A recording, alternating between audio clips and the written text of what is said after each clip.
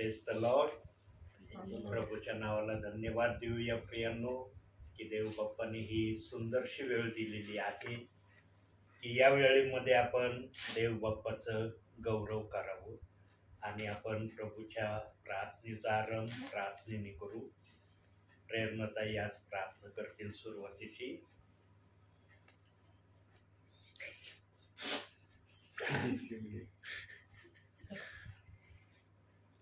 आपण प्रार्थना करू. पवित्र पवित्र पवित्र सेनाधीश परमेश्वरा, आकाश आणि पृथ्वी यांचे उत्पन्न करते बाप्पा, आतापर्यंत सांभाळलास म्हणून मी तुला धन्यवाद देते. हो ईश्वराची सुंदरशी वेळ तू आमच्या जीवनात जोडलीस त्याबद्दल तुझे धन्यवाद. हो प्रभू ख्रिस्ता, आमचे वचन वाचणारे ते तू आशीर्वादित कर. होणारी प्रार्थना विनंती बाप्पा तुझ्याच नावात आशीर्वादित कर. हो प्रभू, तू म्हणतो जेथे दोघे किंवा तिघे तेथे मी आहे. हो प्रभू ख्रिस्ता, तू आमच्यामध्ये उपस्थित आहे असा आमचा विश्वास आहे. हो प्रभू ख्रिस्ता, तो विश्वास तू पूर्ण कर बाप्पा आणि उद्या तुझ्याच नावात करू. बाळक साहेब जे वचन सांगणार आहेत ते वचन सांगत असताना त्यांचे थोडचे शब्द त्यांचे नसत तर तुझे असू देत बाप्पा. हो प्रभू, तू आपल्या पवित्र आत्म्याद्वारे त्यांना शब्द पुरव. ते समजण्याचं बुद्धी चातुर्य तू आम्हा प्रत्येकाला पुरव. ही छोटीशी प्रार्थना तारणार प्रभू येशू ख्रिस्ताच्या गोडत प्रयत्नात केली म्हणून पितेत आहे. आमेन. Praise the Lord.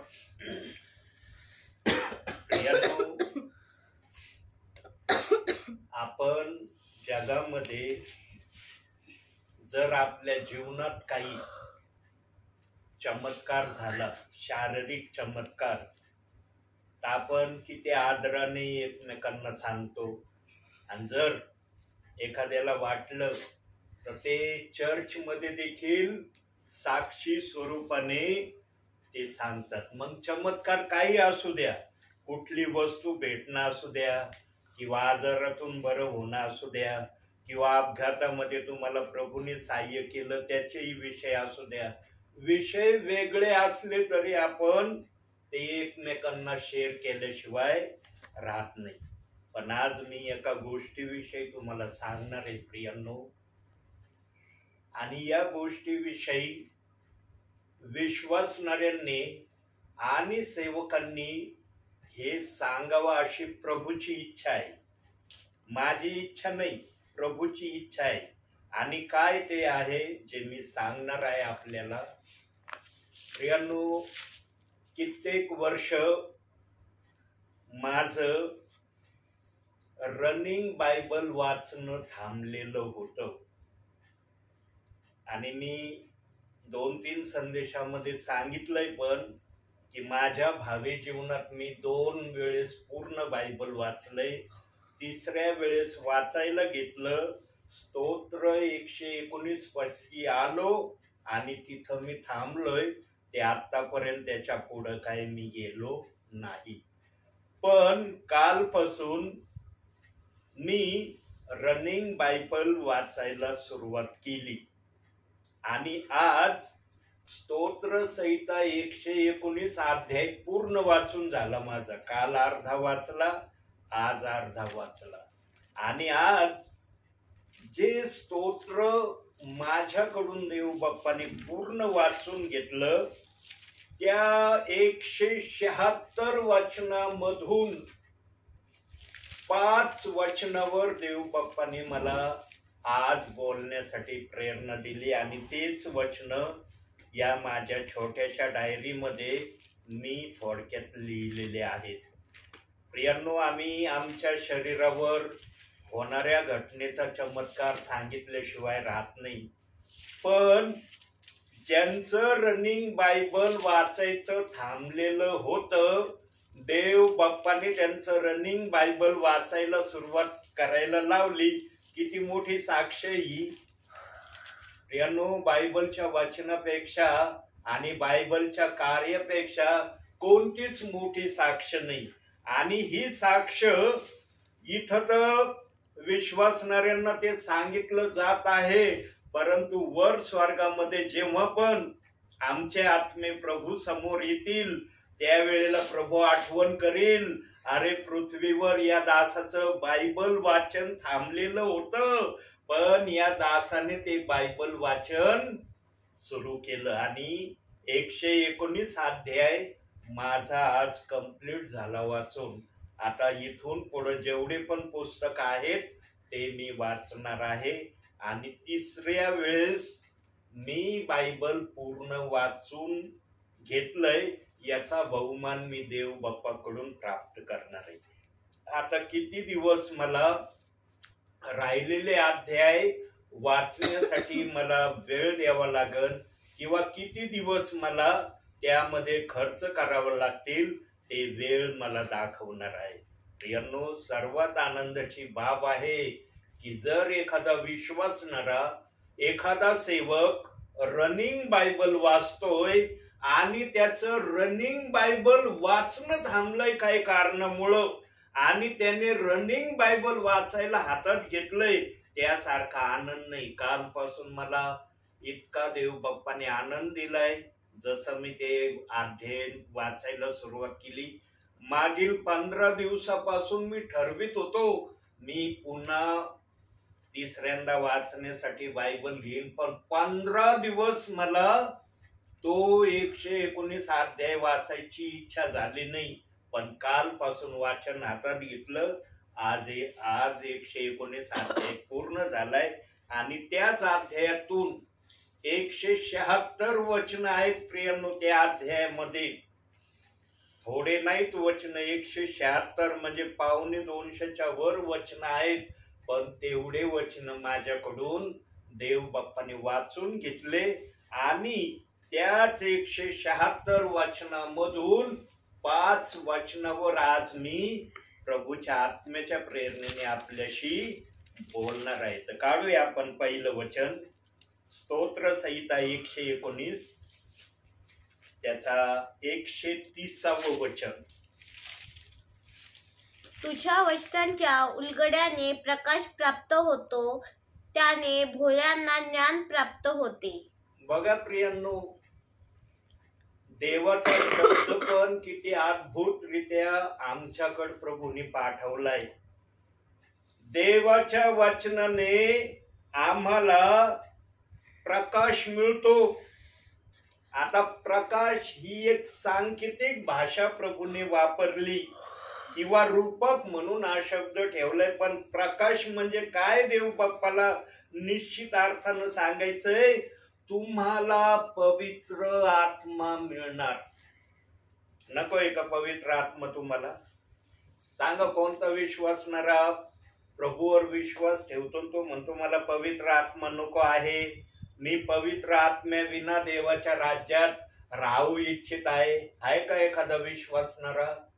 म्हणता येईल का कोणाला की हा एखादा भाऊ, एखादी बहीण किंवा एखादी माता पिता अशी अपेक्षा प्रभूकडे करतात किंवा ते प्रार्थनाही करतात, देव बाप्पा मला पवित्र आत्मा नको आहे, मी पवित्र आत्म्याविना तुझ्या राज्यामध्ये राहण्याची अपेक्षा करतो. प्रियांनो, ज्यांच्या जवळ पवित्र आत्मा नाही ना, हा ऐकून घ्या, ध्यान देऊन ऐका देव बाप्पाचे वचन आणि देव बाप्पाचे शब्द पण. ज्यांच्या जवळ पवित्र आत्मा कार्य करणारा नाही ना, ते प्रियजन बायबलला स्पर्शच करत नाही. आणि असे काही प्रियजन, असे काही परिवार मी माझ्या सेवा क्षेत्रामध्ये अनुभवलेत.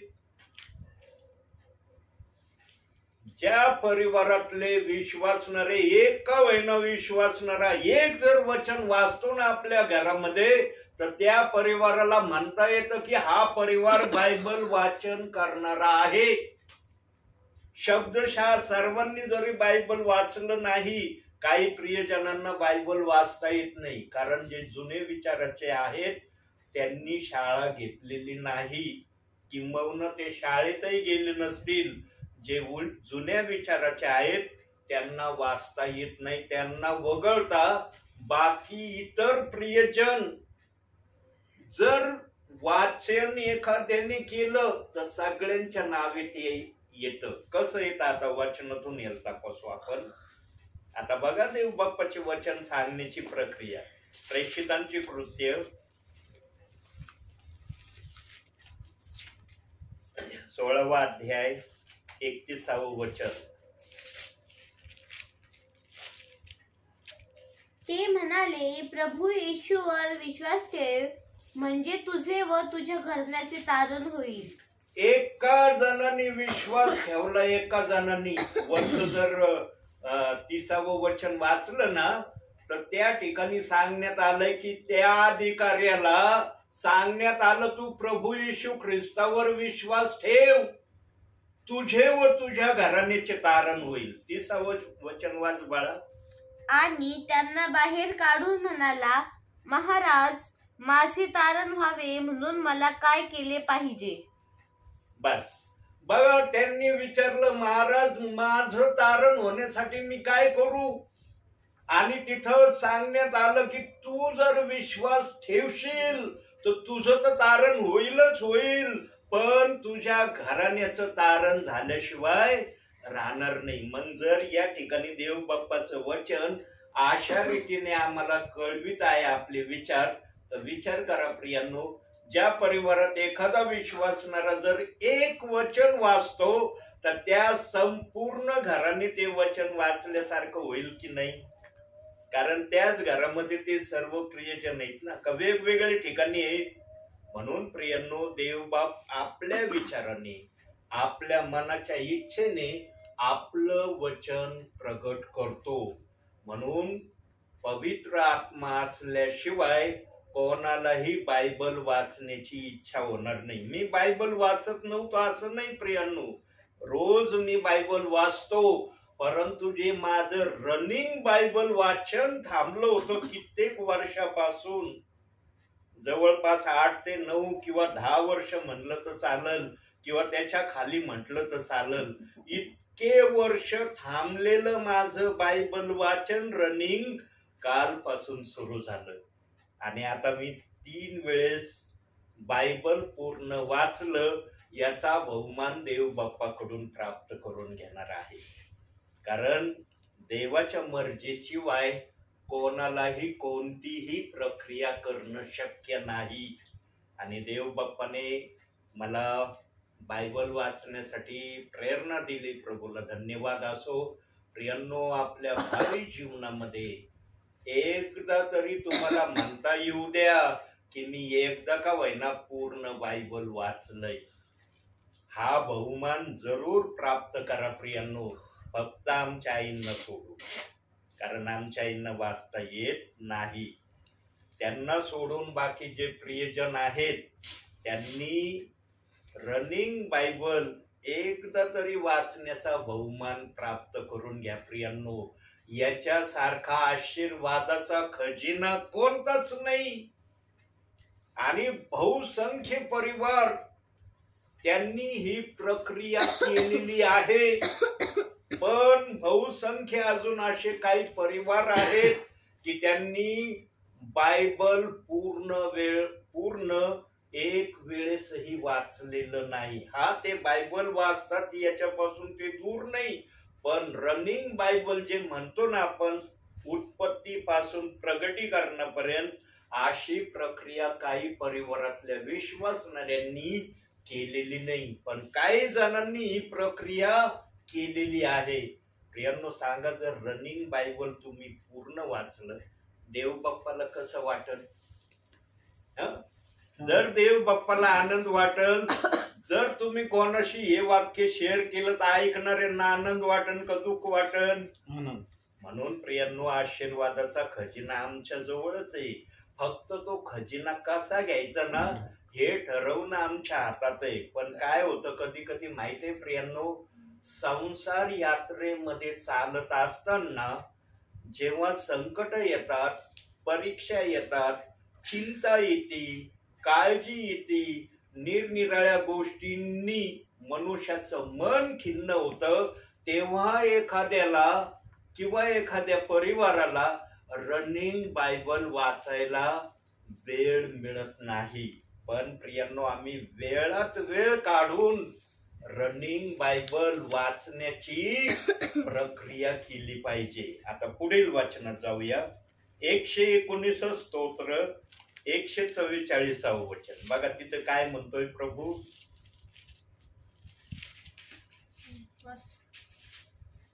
तुझे निर्बंध निरंतर न्याय आहेत, मला बुद्धी दे म्हणजे मी जगेन. आम्हाला जर प्रभूमध्ये व्यवस्थित चालायचं असेल तर आम्हाला बुद्धी ऑलरेडी देव बाप्पांनी दिलेली, कुणी बिना बुद्धीचा नाहीये. आमच्या डोक्यामध्ये जर बुद्धी नसेल तर आम्ही जिवंत राहू शकत नाही. आम्हाला बुद्धी ऑलरेडी दिली, परंतु त्या बुद्धीला आम्ही देवाच्या इच्छेप्रमाणे वापरात आणावं असं ते वचन त्या ठिकाणी सांगतंय. आणि मग वरच्या भागात सांगितलंय, तुझे निर्बंध न्याय व सनातन आहेत, म्हणजे सर्व काळ टिकणारे. सनातन म्हणजे सर्व काळ टिकणारे, आणि न्याय म्हणजे खऱ्या गोष्टी सांगणाऱ्या. त्याच्यामध्ये भेदभाव नाही, त्याच्यामध्ये कपट नाही, त्याच्यामध्ये ईर्ष्या नाही, त्याच्यामध्ये एकमेकांना पाडण्याची प्रक्रिया नाही. असं खरं न्याय वचन तुझं आहे. आणि हे तुझं खरं न्याय वचन मला समजण्यासाठी बुद्धी मला दे, त्या बुद्धीला चालण्याची तशी प्रेरणा दे. आणि त्या बुद्धीला चालण्यासाठी आमच्या जवळ पवित्र आत्मा असणं गरजेचं आहे. बघ आता पवित्र आत्म्याचा शब्द आला, काढूया आपण जरा वचनातूनही आपण पार्श्वभूमी बघत जाऊ. योहान कृष्ण वर्तमान 14वा अध्याय 16वं वचन.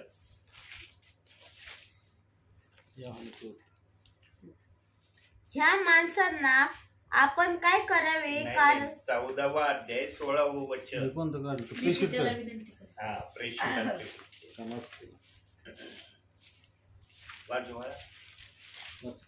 मी पित्याला विनंती करेन, मग तो तुम्हाला दुसरा कैवारी म्हणजे सत्याचा आत्मा देईल, अशासाठी की त्याने तुम्हा बरोबर सदा सर्वदा राहावे. तुम्हा बरोबर सदा सर्वदा राहावे. कैवारी म्हणजे पवित्र आत्मा, सत्याचा आत्मा.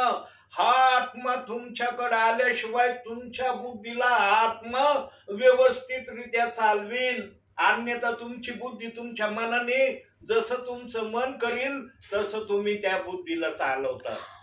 यांनो, आम्ही आमच्या बुद्धीचा ताबा देखील आमच्या प्रभू परमेश्वराच्या हातात देणं गरजेचं आहे. देव बाप्पाने जर आम्हाला पूर्णपणे खरेदी केलेलं आहे तर मग बुद्धीला पण खरेदी केलंय का नाही? का बुद्धीला ठेवलंय बाजूला? प्रभू म्हणला का बुद्धीची खरेदी नाही केली मी, शरीराची केली, फक्त बुद्धीला सोडून दिलंय मी. म्हणतो का प्रभू असं? प्रियांनो, प्रभूंनी जर आमची पूर्ण खरेदी केलेली आहे तर आम्ही बुद्धीचा ताबा पण आमच्या प्रभू परमेश्वराच्या हातात देणं गरजेचं आहे. पण काही प्रियजन प्रभू मध्ये चालत असताना आपल्या बुद्धीप्रमाणे ख्रिस्तामध्ये चालण्याचा प्रयत्न करतात. आणि जे आपल्या बुद्धीच्या इच्छेने चालण्याचा प्रयत्न करतात ना प्रियांनो, त्या प्रियजनांचं भावी जीवन प्रभूला जसं त्यांच्याकडून करून घेण्याची अपेक्षा आहे त्या प्रक्रियेला ते कुठंतरी गुन्हे पडलेले दिसणार. कारण आम्हाला बुद्धी जर देव बाप्पाने दिली आणि त्या बुद्धीला जर पवित्र आत्म्याने व्यवस्थितरित्या चालवलं नाही तर आम्ही आमच्या मनाने आमच्या बुद्धीला कधीच व्यवस्थित चालवू शकणार नाही. आमची बुद्धी जास्तीत जास्त मोहाच्या गोष्टीकडे स्वतःला जास्त आकर्षित करण्याचा नेहमी प्रयत्न करेल. आणि सैतानाचे काही असे प्रमुख हत्यार आहेत की सैतान ते हत्यार वापरल्याशिवाय कदापिही राहत नाही. पहिलं निराशा हे त्याने प्रभावी हत्यार बनवलं होतं, परंतु आता पवित्र आत्म्याने मागील काही संदेशापासून सांगायला सुरुवात केली आहे की सैतान आता मोहाचे जाळे किंवा मोह विश्वासणाऱ्यांच्या मनात, सेवकांच्या मनात तो टाकतो. मग तो मोह शारीरिक गोष्टी विषयीचा आहे. मग तो कसा असेल?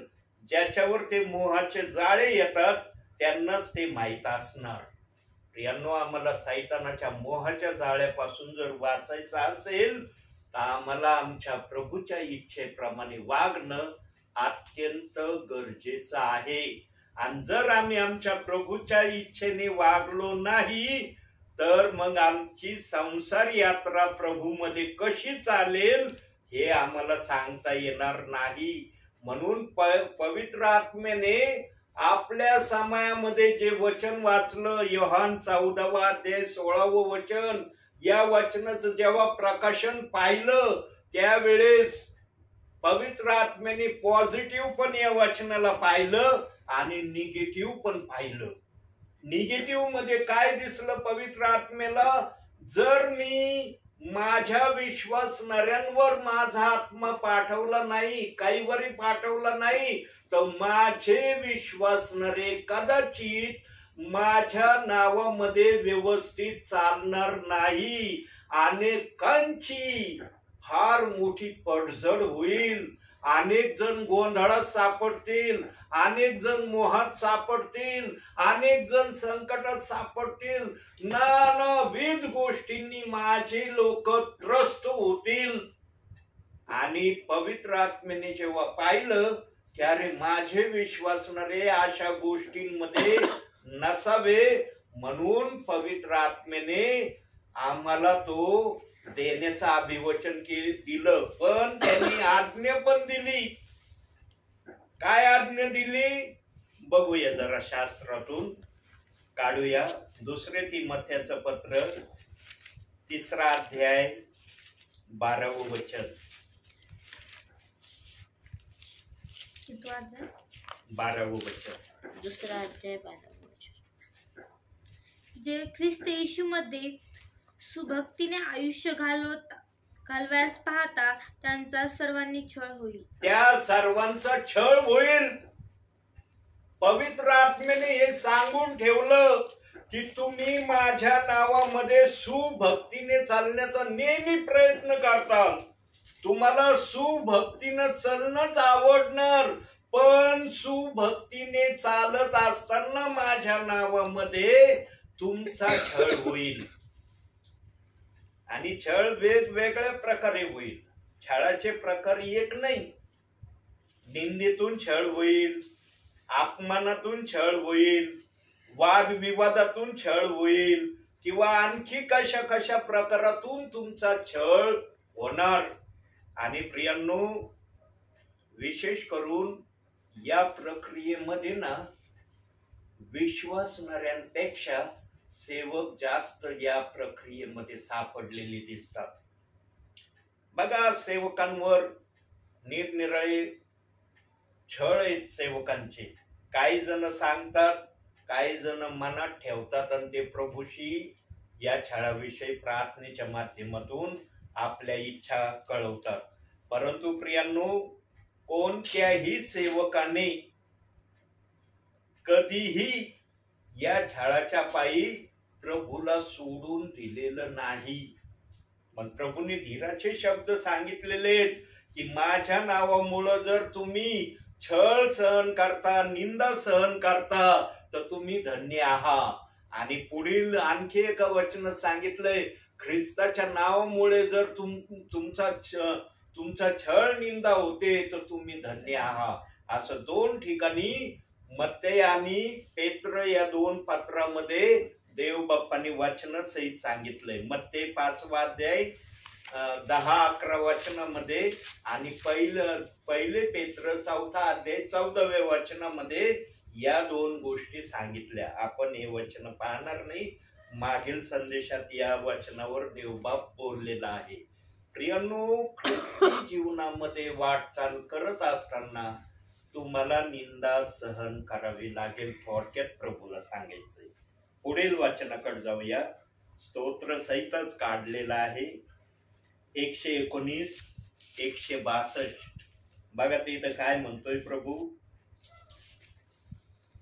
मोठी लोट सापडलेल्या मनुष्याला जसा आनंद होतो तसा तुझ्या वचनाविषयी मला आनंद होतो. मोठा धनसंचय सापडलेल्या मनुष्याला जसा आनंद होतो तसा मला तुझ्या वचनाविषयी होतो. प्रियांनो, सांगा, ज्यांच्या हृदयात वचन आहेत, जे वचनामध्ये राहतात, वचनाप्रमाणे करण्याची प्रक्रिया दाखवतात, त्यांच्यावर सैतान हल्ला करील का? करील का? नाही. प्रभावी हल्ला करता येईल सैतानाला?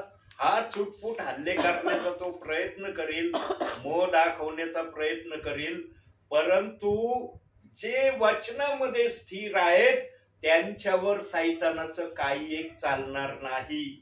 आणि आकाशामध्ये जे दुष्ट आत्मे सैतानाने ठेवलेले आहेत त्या दुष्ट आत्म्यांना तर पहिली ताकीद दिलेली आहे, जो वचनामध्ये आहे, जो प्रार्थनेमध्ये आहे, त्यांच्या जवळपास पण थडकण्याचा तुम्ही प्रयत्न करू नका, कारण त्यांच्या भोवती देव बाप्पाने अग्नीचं कुंपण ठेवलेलं आहे. आणि सैतान आणि सैतानाचे दुष्ट आत्मे कधीही अग्नीमध्ये हात घालीत नाही. प्रियांनो, आमच्या भोवती अग्नी असली ना, आम्हाला कोणती बाधा कधीच आमच्या भावी जीवनामध्ये एवढी मोठी येणार नाही, जेवढी मोठी आणण्याचा प्रयत्न सैतान आणि त्याचे दुष्ट आत्मे करण्याची इच्छा धरतात.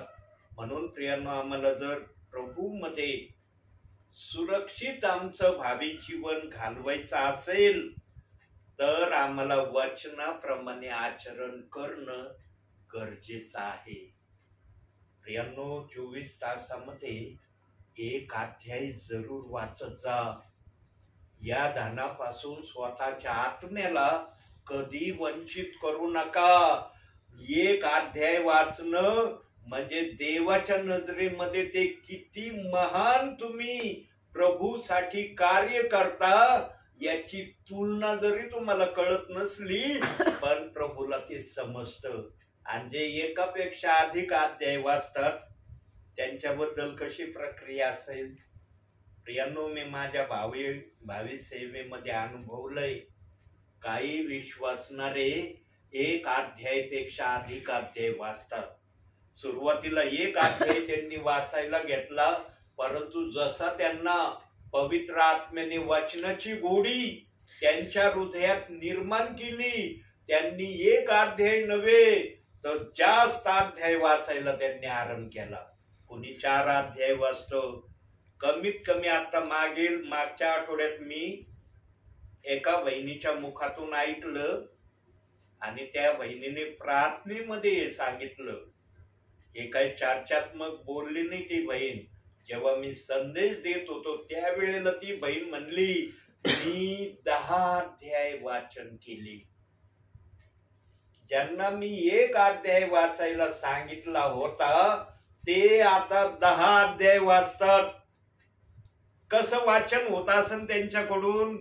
कारण जेव्हा पवित्र आत्मा हृदयात कार्य करायला लागतो ना प्रियांनो, पवित्र आत्म्याचं देणं अमर्याद देणं आहे. ज्यांना तो आत्मिक अमर्याद देतो ना त्यांना तो शारीरिक पण अमर्याद देण्याची इच्छा ठेवतो. बघा, आज ख्रिस्ती जीवनामध्ये सर्वांचे परिवार एक सारखे आहेत का? आता सध्या मी तुमच्या परिवारात आहे ना, तुमच्या परिवारात आहे ना, साक्षीला तुम्ही की अरे पास्टर आमच्या परिवारात आहेत आणि आम्हाला संदेश देत आहेत. तुमच्या परिवारामध्ये ज्या काही वस्तू आहेत ज्या तुम्हाला माहिती आहे, सांगा मला. प्रत्येकाच्या परिवारामध्ये एवढ्याच वस्तू आहेत का?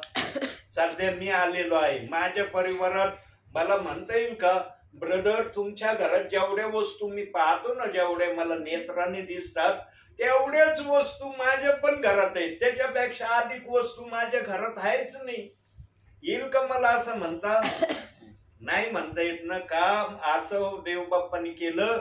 कारण ज्याने जसं देव बाप्पाला आपल्या जीवनात घेतलं तसं देव बाप्पाने त्यांना शारीरिक आशीर्वाद देऊन तृप्त केलंय. काही जणांच्या परिवारात जाऊन पहा प्रियांनो, काय आशीर्वाद आहेत त्यांना. प्रियांनो, ज्याचे कर्म चांगले, ज्याचे सत्कर्म चांगले, ज्याची कृती चांगली, त्यांना देव बाप्पाने आम्हापासा आशीर्वाद देऊन तृप्त केलंय. म्हणून प्रियांनो, नेहमी इच्छा जीवनामध्ये ही ठेवायची. काय इच्छा ठेवायची? देव बाप्पा तू दुसऱ्यांना जर चांगले आशीर्वाद देण्याची इच्छा ठेवतो तर मला पण त्याच आशीर्वादाची आशा आहे. पण ही आशा देव बाप्पाकड करायची, माणसाकड करायची नाही. माणसांना बोलून दाखवायचं नाही. कारण जो कुणी माणसांना बोलून दाखवतो ना की मला हे पाहिजे ते पाहिजे, मी याच्यासाठी तुमच्या बरोबर आहे, तो व्यक्ती भीक मागणाऱ्या समान आहे. आणि प्रभूच्या नावामध्ये भीक मागतं का कुणी? आलं का तुमच्या दरवाजात आतापर्यंत? आठवतोय तुम्हाला की अरे येशू ख्रिस्ताच्या नावाने आलं कुणीतरी आणि म्हणलं आम्हाला भीक द्या?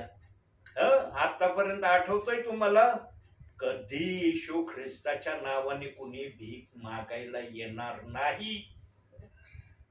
वर्तमान काळातही येणार नाही आणि भविष्य काळातही येणार नाही. म्हणून जे प्रभू मध्ये आहेत ना त्यांनी नेहमी आपल्या मागण्या, आपल्या विनंत्या आभार प्रदर्शनासह देव बाप्पाला कळवणं गरजेचं आहे. बघा आता हा शब्द आलाय, याच्याविषयी पण बघूया.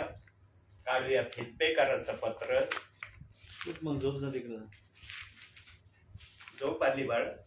जा तिकडे जाऊन झोप ना. मग व्यवस्थित बस, तोंड दोन. झोप आले असले तर जाऊ. तिला म्हणलं झोप आले असले झोप जाऊन. 4था अध्याय 19 वचन. फिल्पेकराचं पत्र. इफिसकराच्या नंतर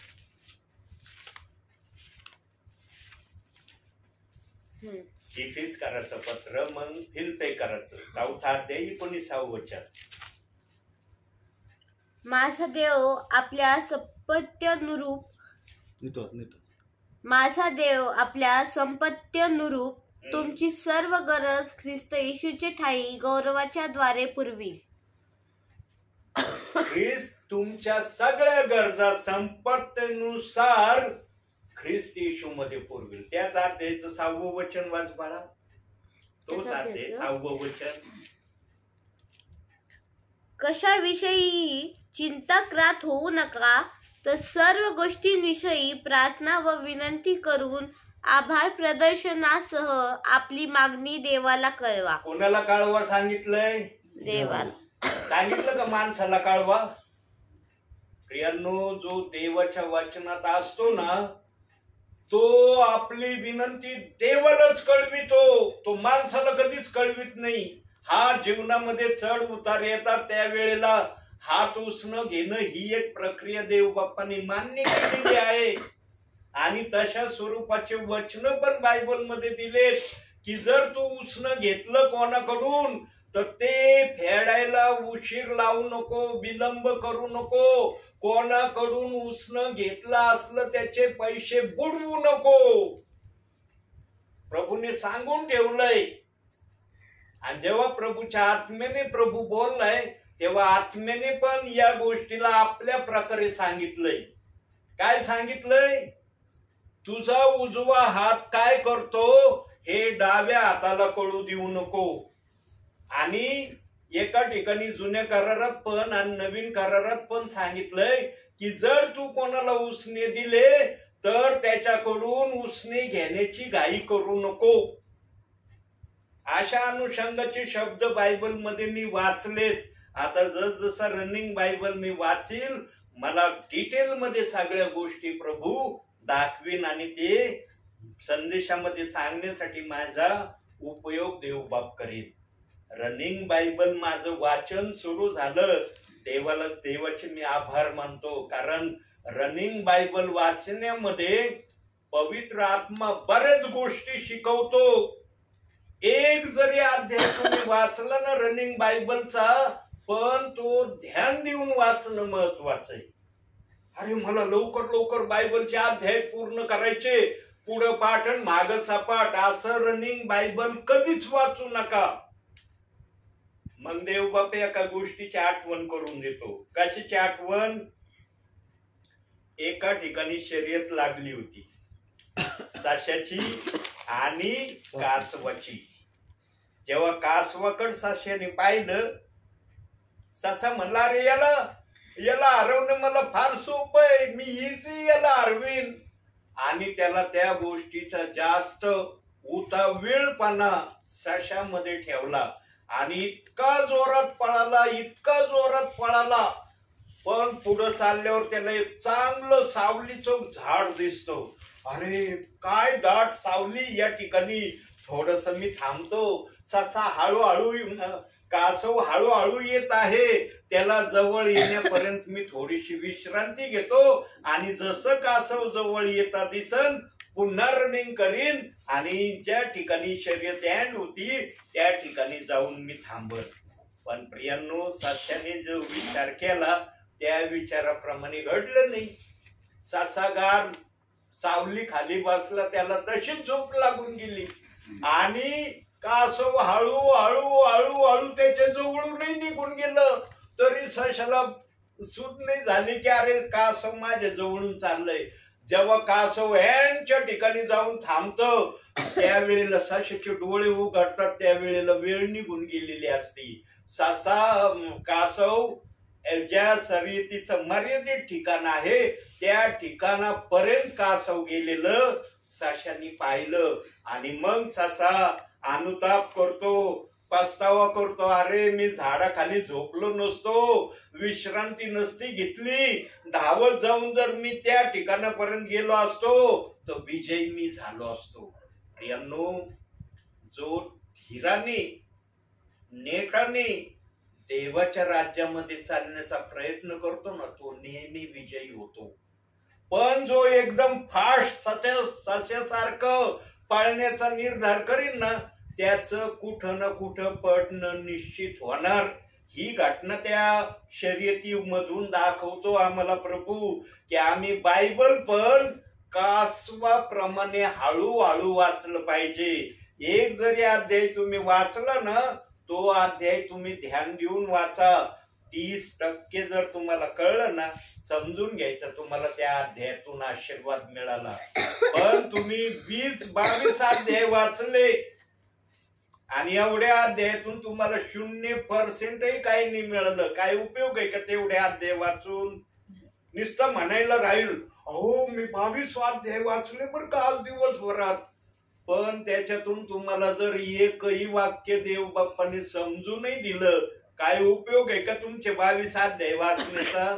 म्हणून देवाचा आत्म्याने मला सांगितलंय माझ्या विश्वासणाऱ्यांना एक अध्याय वाचायला लाव. म्हणून मी तुम्हाला नेहमी विनंती करतो एक अध्याय 24 तासात वाचा, म्हणजे देवाचे आशीर्वाद तुम्हाला प्राप्त होतील. आता पुढील वाचनाकडे जाऊया. स्तोत्र संहिता 119 89 वचन, फार महत्वाचं वचन आहे, अतिशय महत्वाचं. हे परमेश्वरा, तुझे वचन स्वर्गात सर्वकाळ स्थिर आहे. तुझे वचन स्वर्गामध्ये सर्व काळ स्थिर आहे. देवाचं वचन ह्या कानाने घ्यायचं आणि ह्या कानाने सोडून द्यायचं नाहीये. काही विश्वासणारे करतात बर का, या कानाने घेतात या कानाने सोडून देतात. ज्यांच्या जीवनामध्ये आज्ञा पालन दिसत नाही ना देवाच्या वाचनाप्रमाणे समजून घ्यायचे त्या प्रियजनांनी वाचनाकडे लक्ष दिलेलं नाही. पण जे प्रियजन देवाच्या वाचनाकडे लक्ष देतात ते प्रियजन देवाची इच्छा पूर्ण करण्याची इच्छा मनात ठेवतात. हा त्यांना सर्व इच्छा जरी देव बाप्पाची पूर्ण करणं जमलं नाही पण 100मध्ये 10% का होईना देवाची इच्छा पूर्ण करण्याची आशा ती देव बाप्पाकडे करतात. आणि ज्यांच्या जवळ अशी प्रक्रिया आहे ते प्रियजन प्रार्थना केल्याशिवाय कदापि राहणार नाही. प्रार्थना आम्हाला ना आमच्या जीवनाला दिशा दाखवते, वचन आम्हाला चालण्यासाठी मार्ग सुचवतो आणि आज्ञा पालन आम्हाला भावी जीवनामध्ये स्थिर राहण्यास प्रेरणा देतो. या तिन्ही गोष्टींचे 3 कार्य आहेत. बघा 3 गोष्टी विषयी देखील पवित्र आत्म्याने आपल्या विचारातून सांगितलंय की प्रार्थना, बायबल वाचन, आज्ञा पालन करणं का गरजेचं आहे ख्रिस्ती जीवनामध्ये. या 3 प्रक्रियेंनी जो भरण्याचा प्रयत्न करतो तो आशीर्वादित तर या ठिकाणी होईलच होईल. स्वर्गामध्ये त्याच्यासाठी एक प्रक्रिया आहे. वचनातून बघू आपण ती प्रक्रिया. मी तोंडी तर सांगणारच आहे, पण अगोदर वचन बघू. प्रगटीकरण 3 अध्याय 11वं वचन. ही प्रक्रिया, ही गोष्ट त्याच्यापासून कुणी काढून घेणार नाही. मी लवकर येतो, तुझा मुकुट कोणी घेऊ नये म्हणून जे तुझ्याजवळ आहे ते दृढ धरून राहा. दृढ धरून राहा. त्याला सोडू नको. प्रार्थना करणं सोडू नको. बायबल वाचन करणं सोडू नको. आणि आज्ञा पालनाची इच्छा पूर्ण करण्यापासून स्वतःला आवरू नको. जो विश्वासणारा या 3 प्रक्रियेंनी आपल्या जीवनाला सजवतो प्रियांनो, त्या प्रियजनाच्या अवतीभोवती सैतान कदापिही येण्याची चूक नाही करणार. का बरं अरण्यामध्ये येशू ख्रिस्तांनी सैतानाला हरवलं? काय जबरदस्त 3 मोहाचे जाळे सैतानाने येशू ख्रिस्तावर पाठवले होते. पहिलं जाळं पाठवलं होतं खाण्याचं, दुसरं जाळं पाठवलं होतं सुरक्षिततेचं, आणि 3रं जाळं पाठवलं होतं कोणाच्या सानिध्यामध्ये राहणं गरजेचं आहे. आणि या 3 गोष्टींवर सैतानाने येशू ख्रिस्ताला प्रश्न केले, पण आमच्या येशू ख्रिस्ताने पण 3 प्रश्नांची उत्तर बायबल मधूनच दिले. सैतानाने वचनाचा आधार घेतला तर आमच्या येशू ख्रिस्ताने पण वचनाच्या आधारानेच उत्तर दिलं. म्हणून प्रियांनो, आम्ही वचनामध्ये परिपूर्ण जर राहायची आम्हाला इच्छा असेल तर आम्ही बायबल वाचलं पाहिजे. किमान अंतिम समयामध्ये तरी बायबल वाचणारे तुम्ही बना. 1 अध्याय वाचा प्रियांनो, 1 अध्याय. देव बाप नाही म्हणत तुम्ही जास्त अध्याय वाचा. जर तुम्हाला पवित्र आत्मेने तशी प्रेरणा दिली तर ते पण जरूर करा, पण 1 अध्याय वाचण्यापासून स्वतःला कधी आवरण्याचा प्रयत्न करू नका. आता शेवटच्या वचनाकडे जाऊ, मग मी या ठिकाणी थांबणार आहे. स्तोत्र संहिता 119 165वं वचन. तुझे नियमशास्त्र प्रिय मानणाऱ्यांना फार शांती असते, त्यांना अडखळण्याचे कारण पडणार नाही. जे तुझे शास्त्र पाळण्याची इच्छा धरतात त्यांना शांती असते आणि त्यांच्या जीवनात अडखळण नसतं. अडखळणं येतील असं ते वचन सांगतंय, परंतु ते अडखळणं त्याच्यासाठी अडखळण्याचं कारण होणार नाही. त्या अडखळणातून तो बाहेर निघणार. यानो, मी माझ्या भावी जीवनामध्ये इतक्या संकटातून बाहेर आलेलो आहे ना. देव बाप्पांनी जर मला संकटातून सोडवलं नसतं ना प्रियांनो, तर कदाचित मी तुम्हाला आजच्या समयाला जगामध्ये दिसलो नसतो. इतके वेगवेगळ्या प्रकारे सैतानाने माझ्यावर हल्ले केलेले आहेत प्रियांनो. तुम्हाला कधी जर पवित्र आत्म्याने प्रेरणा दिली मला, तर कसे सैतानाने माझ्यावर हल्ले केले ते तुम्हाला पवित्र आत्म्याच्या प्रेरणेने मी जरूर सांगन. आणि मग त्यावेळेला जेव्हा तुम्ही ऐकता ना माझ्या मुखातून, तुम्हाला विश्वास बसणार नाही. तुम्ही म्हणतो ना, ब्रदर काय सांगू राहिलेत, आज एवढे हल्ले झाले तरी ब्रदर जिवंत आहेत. प्रियांनो, देव बाप्पाचा आशीर्वाद आमच्या बरोबर असला ना, असंभव गोष्ट आमच्या जीवनासाठी संभव होईल. म्हणून नेहमी देवाच्या आशीर्वादामध्ये राहण्याची अपेक्षा करा. देवाच्या आशीर्वादापासून तुमचं पतन होईल अशी प्रक्रिया कधीच आपल्या जीवनात करू नका. आणि त्या प्रक्रियेचं एक वचन तुम्हाला दाखवतो. भावी जीवनामध्ये या गोष्टीपासून स्वतःला जेवढं आवरण्याचा तुम्हाला शक्य होईल तेवढा प्रयत्न करा. काढूया वचन. स्तोत्र संहिता 118 8-9. मनुष्यावर भरोसा ठेवण्यापेक्षा परमेश्वराला शरण जावे हे बरे. अधिपतीवर भरोसा ठेवण्यापेक्षा परमेश्वराला शरण जावे हे बरे. भावी जीवनामध्ये जर ही प्रक्रिया तुम्ही नुसतं वाचण्याने नाही, कृतीने जर प्रभू समोर प्रगट केली ना प्रियांनो, तुमचं भावी जीवन ख्रिस्तामध्ये शारीरिक आणि आत्मिक आशीर्वादित झाल्याशिवाय राहणार नाही. हा, मनुष्यावर भरोसा ठेवा, पण तेवढाच ठेवा जेवढा देव बाप्पाने सांगितलं आहे. कारण देवाचं वचन फायनल वचन आहे. फायनल स्टेज सांगतं देवाचं वचन.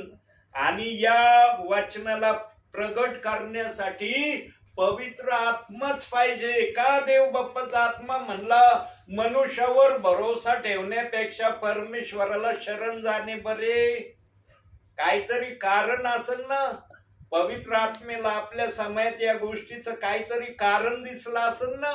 जरी पवित्र आत्मा ते माझ्या मुखातून प्रगट करत नाही, पण पवित्र आत्म्याला आपल्या समयात ते दिसलं म्हणून वचनात ते आलंय. बायबलमध्ये ज्या पण घटना पवित्र आत्म्याला दिसल्या ना, काही घटना प्रगट केल्या पवित्र आत्म्याने, काही घटना गुप्त ठेवल्यात. पण अंतिम समयामध्ये पवित्र आत्म्याने ते सांगायचं ठरवलेलं आहे. आडखळण त्या विश्वासणाऱ्यांसाठी, त्या सेवकासाठी नसणार जो सेवक देवाच्या वचनाला पाळण्याकडे लक्ष देतो. म्हणून प्रियांनो, जे वचनाला जीवनामध्ये जागा देतात त्यांच्या जीवनामध्ये शांती आहे. शांतीला प्राप्त करणं अतिशय सोपं आहे प्रियांनो. काही श्रम, काही कष्ट घेण्याची गरज नाही शांतीला प्राप्त करण्यासाठी. पण जी गोष्ट करायची आहे ना, ती गोष्ट पण इतकी सोपी नाही जितकी सोपी बोलणं आहे. मग आज काही विश्वासणारे आज देवाचं वचन वाचित नाहीत. त्या पुढचे काही असे विश्वासणारे आहेत की काही जण तर बायबलला स्पर्श करत नाहीत, हातच लावित नाहीत बायबलला. काही विश्वासणारे असे आहेत की फक्त चर्च मध्ये जे वचन ऐकतात तेवढ्याच वचनाचे ते भागीदार होतात. बाकी 6 दिवस बायबल कुठं आहे त्यांनाच माहित नसतं. आणि काही जणांच्या जवळ तर स्वतःच बायबल पण नाहीये. काही विश्वासणारे असे आहेत परिवारातले की त्यांना स्वतःच बायबल नाहीये. बिना बायबलचं येऊन बसतात चर्च मध्ये. सांगा, ज्यांच्या जवळ स्वतःच बायबलच नाही ते कधी घरामध्ये असलेल्या बायबलला घेऊन वाचतील हो? काही जण वाचत असतील तो भाग वेगळा आहे, ते आशीर्वादित आहेत. पण जे वाचत नसतील त्यांच्या जीवनामध्ये किती देवबाप कार्य करणार आहे, किती कार्य करणार आहे? प्रियांनो, वचनात जो राहतो ना तो शिस्तीमध्ये राहतो. जो वचनामध्ये राहत नाही ना तो कधी शिस्तीमध्ये राहणार नाही. तुम्ही बघा भावी जीवनामध्ये जो वचनामध्ये आहे ना त्याचं वागणं तुम्हाला ताबडतोब दिसन. पण जो वचनामध्ये नाही ना त्याचं वागणं तुम्हाला ताबडतोब प्रगट होईल. म्हणून आम्ही वचनामध्ये राहिलो तर आम्ही शांतीमध्ये राहू. आम्ही वचनामध्ये जर राहिलो नाही तर आम्ही शांतीला कधी अनुभवणार नाही. आणि देवाची शांती अशी शांती प्रियांनो की क्षणभरी ती निघून जाते अशी नाही. 24 तास तुमच्यामध्ये ती राहणारी शांती देव बाप्पाने तुम्हाला द्यायचं अभिवचन दिलंय. आणि जे देव बाप अभिवचन देतो देव बाप ते अभिवचन पाळतो. म्हणून प्रियांनो, ख्रिस्तामध्ये तुम्ही जगत आहात. ख्रिस्तामध्ये वाटचाल करत असताना जास्तीत जास्त देवाच्या भयात राहा आणि देवाची इच्छा पूर्ण करण्याकडे सतत आपलं लक्ष द्या. म्हणून आजच्या छोट्याशा संदेशातून देव बाप तुम्हाला आणि मला भरपूर आणि भरपूर आशीर्वाद देव. आमेन.